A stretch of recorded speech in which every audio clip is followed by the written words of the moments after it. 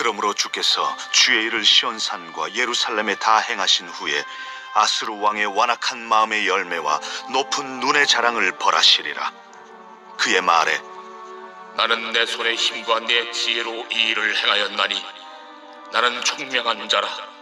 열국의 경계선을 걷어주었고 그들의 재물을 약탈하였으며 또 용감한 자처럼 위에 거주한 자들을 낮추었으며 내 손으로 열국의 재물을 얻은 것은 새의 보금자리를 얻음 같고 온 세계를 얻은 것은 내버린 알을 주움 같았으나 날개를 치거나 입을 벌리거나 지저귀는 것이 하나도 없었다. 도끼가 어찌 찍는 자에게 스스로 자랑하겠으며 톱이 어찌 켜는 자에게 스스로 큰 채 하겠느냐.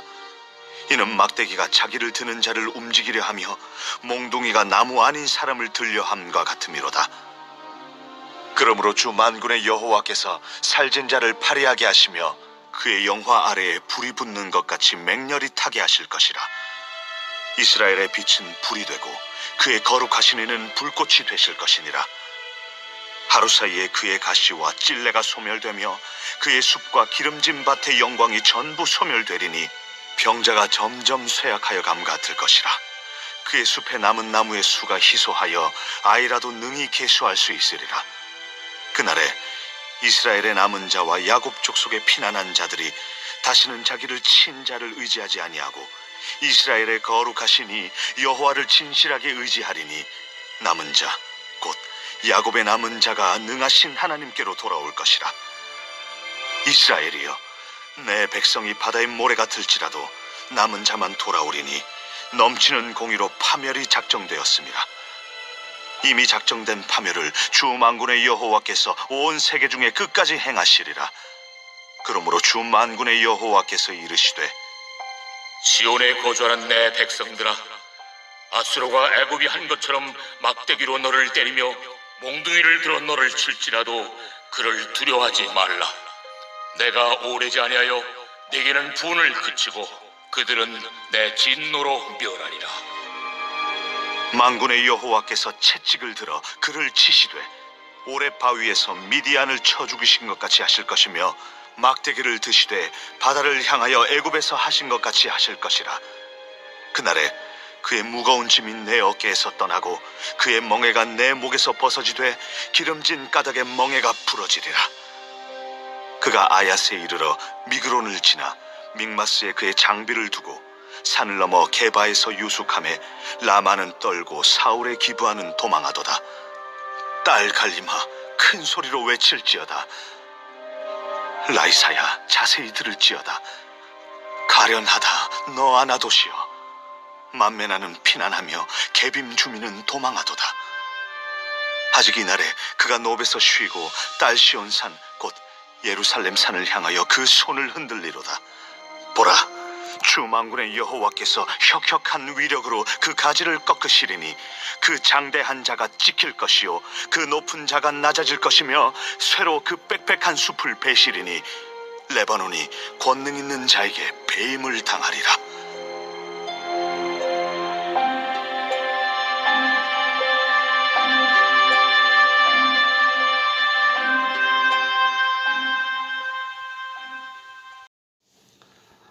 오늘 본문에서는 아수르에 대한 심판이 계속되어져 나오고 있습니다. 13절에 보시면 아수르 왕의 이 교만한 속마음이 고발되고 있죠.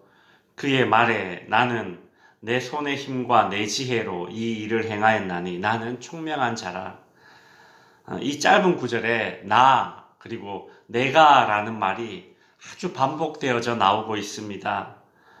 아수르 왕의 이런 자기 자랑은 참 입으로 말하기에 민망한 수준의 그런 자랑을 쭉 늘어놓고 있지 않습니까?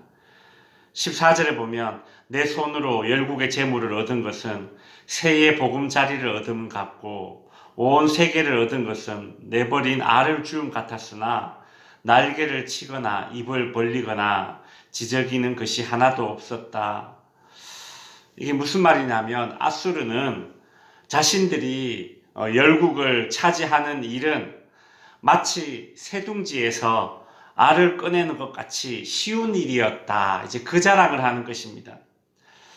새 둥지에서 알을 꺼내려고 할 때에 그 새가 막 날개를 퍼덕거리거나 막 이렇게 부리로 쫓거나 할 것인데, 자신들이 이 정복 전쟁을 할 때에는 아무도 자신들에게 저항하지 못할 정도로 그렇게 자신들이 매우 강했음을 지금 자랑하고 있는 말입니다. 이런 아수르의 자랑을 보시면서 하나님께서는 참 기가 차서 이렇게 이제 비유로 말씀을 하십니다. 15절에 보시면 도끼가 어찌 찍는 자에게 스스로 자랑하겠으며 톱이 어찌 켜는 자에게 스스로 큰 채 하겠느냐. 이는 막대기가 자기를 드는 자를 움직이려 하며 몽둥이가 나무 아닌 사람을 들려 함과 같음이로다. 한마디로 이 아수르의 자랑은 참 주제를 넘는 그런 자랑이었던 것이죠. 도끼가 도끼질하는 사람들에게, 도끼질하는 그 나무꾼에게 자랑을 하는 것입니다. 참 기가 막힌 그런 비유죠. 이러한 아수르는 하나님에 의해서 이제 어떻게 심판을 받게 됩니까? 17절 후반부에 보시면 하루 사이에 그의 가시와 찔레가 소멸하며 라는 그런 말씀이 나옵니다. 그러니까 아수르가 하루 사이에 소멸되는 그런 심판을 받는다라는 말씀입니다. 실제로 이제 이 열왕기하 19장에 보면 이 사건이 언급되고 있습니다. 남유다의 히스기야 왕 때에 예루살렘을 포위하고 있던 아수르의 18만 5천 명의 군사들은 주의 사자에 의해 죽게 되는데요. 이 주의 사자가 무엇이냐라는 그런 의견은 분분하지만, 그러나 유추해 볼 수 있는 것은 하나님께서 이 급성 전염병으로 치신 것으로 그렇게 유추할 수 있습니다. 그렇게 짧은 시일 안에 군사들을 잃게 된 이 아수르의 산헤립 왕은 결국 자기의 고국 아수르로 돌아가서 신하들의 반역에 의해서 죽게 됩니다.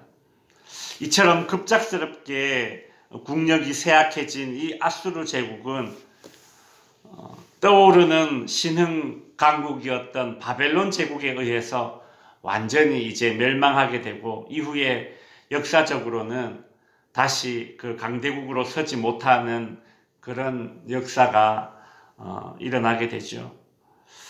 북이스라엘 남유다는 타락해서 하나님의 징계를 받고, 또 그 징계의 도구로 쓰였던 아수르 제국도 교만하여져서 하나님의 심판을 받게 되는 이러한 때에 하나님께서는 선택받아서 심판을 면하게 하는 그런 사람들이 있습니다.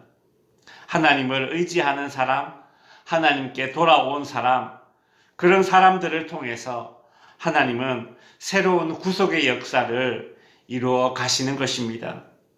이러한 사람들을 구약 성경에서는 남은 자라고 표현을 합니다.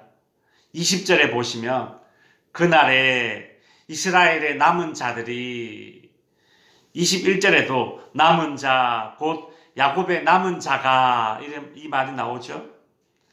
구약 성경 에스라서와 느헤미야 시대에 유대인들이 예루살렘으로 귀환하는 일들이 실제로 일어나게 됩니다.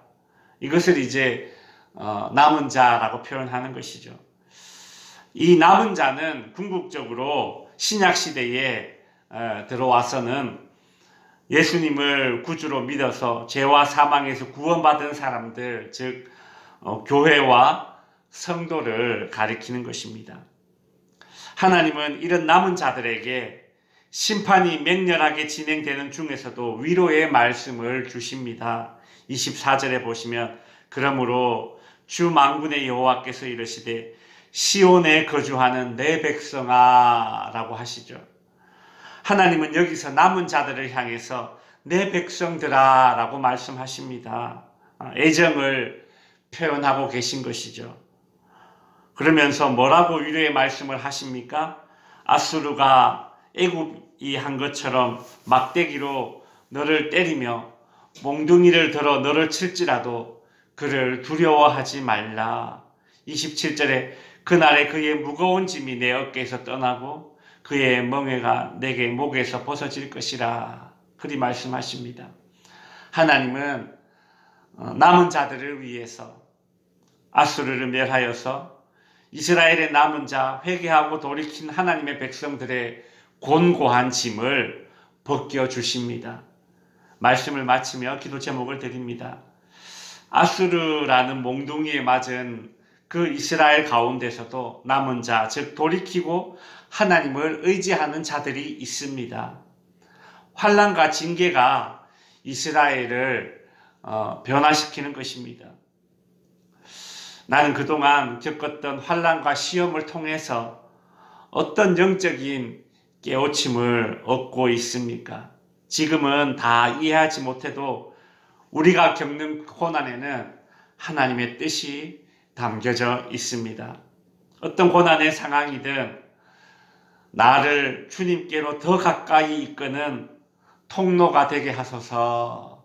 그리 이 새벽에 기도할 수 있기를 바랍니다. 기도하겠습니다.